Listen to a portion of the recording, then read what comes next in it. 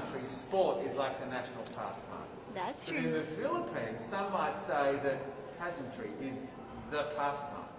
That's true. You know what? In the Philippines, we have pageants all over the places.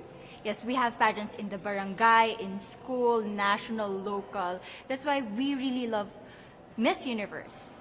It's like it's giving pride and putting the Philippines back on the pedestal. That's why there's an added pressure as a candidate coming from a pageant-loving country.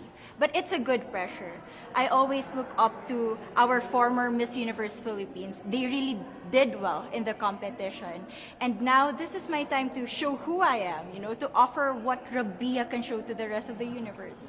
So I'm very happy, and at the same time, I'm excited to make all my kababayans proud, and hopefully I do. Why do you think it is that the Philippines love pageants? They have appreciation for beauty.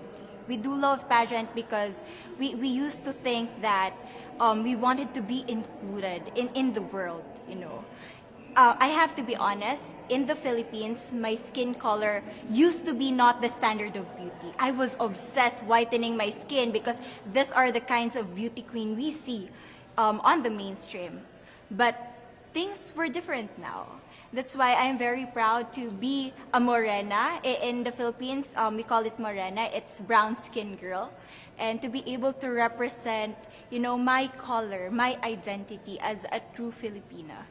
Tell me about your journey to being crowned Miss Philippines. That, you know, in a world that, in a country, I should say, that loves pageants. That must have been a very intense process.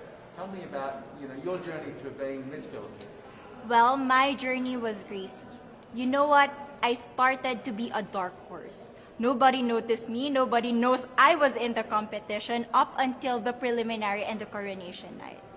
And when I won, I received different comments. Of course, there were people who didn't expect me to do well, who think that I cheated.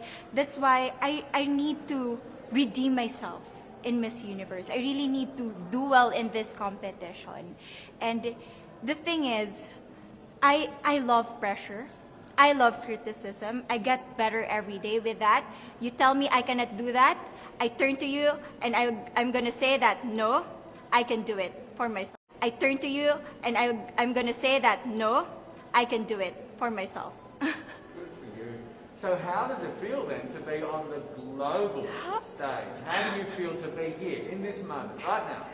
It's crazy, but I'm overwhelmed with the support, not just from the Filipino community, but also from Thailand, Latin countries who do appreciate me as a candidate, as a person.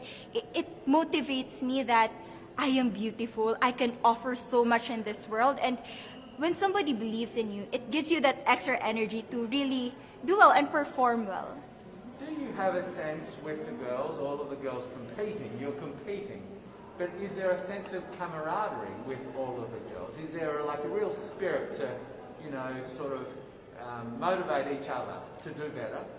You know what? I have a different idea about Miss Universe. I thought it's gonna be very competitive, in a healthy way, well, of course. But now I can see every girl helping each other, from fixing those hairs, from trying to zip up those outfits. It speaks of the closeness and the kind of camaraderie that we want to have. The goal of Miss Universe is not just to crown one girl, but also to build a genuine and long-lasting friendships among us. Would you say within the Miss Universe world, the contestants, is there a sisterhood? Are you sisters? There is sisterhood. I can say I was able to talk to different representatives from different backgrounds, different cultures. And despite our differences, there's so much to be highlighted in what binds us together. And that is because we want to empower women. We want to have our advocacies. We want to speak for the things that we love. And that's a celebration of women and the beauty that we have. So coming out of this week, obviously you would love to be crowned Miss Universe. Of course. And that would be wonderful, of course, for any of you. But what else will you take out of this week? What do you think you'll feel at the end of this week, regardless of the result? How will you be a different person? It's the growth and the development that I was able to have during preparing for this journey. I will be honest, there was a moment that I lost my identity because I was put under pressure. I was in that position in which I feel like I'm not good enough. I'm not a good representative of my country, but I was able to bounce back stronger. And if I was able to do that for Miss Universe, I will be able to do that in life. That is my greatest takeaway from Miss Universe.